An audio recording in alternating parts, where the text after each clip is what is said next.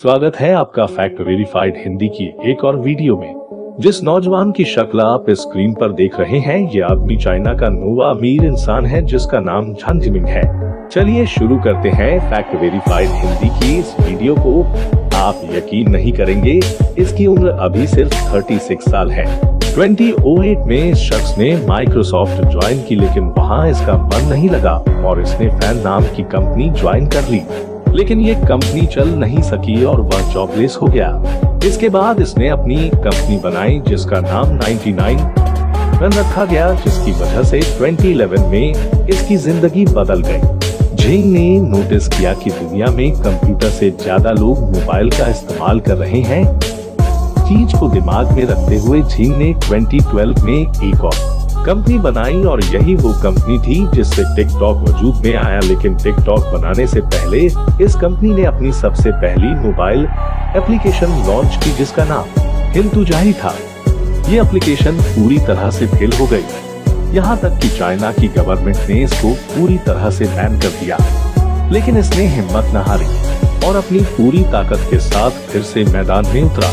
वो एक ऐसी एप्लीकेशन बनाना चाहता था जो चाइना के लोगों को दिन भर की खबरें बताती रहे, लेकिन ये एप्लीकेशन बनाने का खर्चा बहुत ज्यादा था। इसी कारण उसने इन्वेस्टर्स ढूंढना शुरू कर दिए, लेकिन एक बार फिर झेंग की किस्मत ने उसका साथ न दिया और सब इन्वेस्टर्स ने उसको ठुकरा दिया। माइक्रोसॉफ्ट जैसी कंपनी में एक अच्छी खासी नौकरी छोड़कर झेंग अब दर दर की ठोकरें खाने पर मजबूर था। लेकिन 2012 में एक इन्वेस्टर झेंग की कंपनी में पैसे लगाने के लिए तैयार हो गया।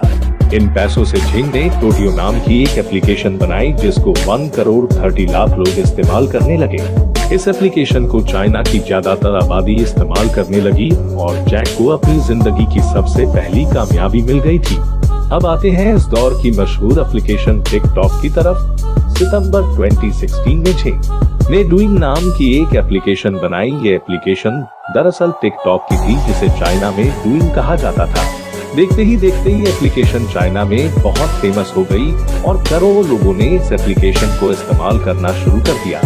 अब जैंग ने सोचा क्यों न इस एप्लीकेशन को पूरी दुनिया में लॉन्च किया जाए। इसी वजह से 2017 में टिकटॉक के नाम से ये एप्लीकेशन पूरी दुनिया में लॉन्च कर दी गई। लेकिन इस वक्त टिकटॉक से मिलती जुलती एक और एप्लीकेशन दुनिया में पहले से मौजूद थी और पहले से मशहूर भी थी जिसका नाम म्यूजिकली था। अब ये बात तो साफ थी कि जब तक म्यूजिकली मौजूद होता अब तक टिकटॉक का मशहूर होना बहुत ज्यादा मुश्किल था। तो जैंग ने म्यूजिकली नाम की एप्लीकेशन को 150 अरब डॉलर में खरीदा और इसके सभी यूजर्स को टिकटॉक में जोड़ दिया। दुनिया में टिकटॉक का अब कोई बड़ा कॉम्पिटिटर मौजूद नहीं रहा।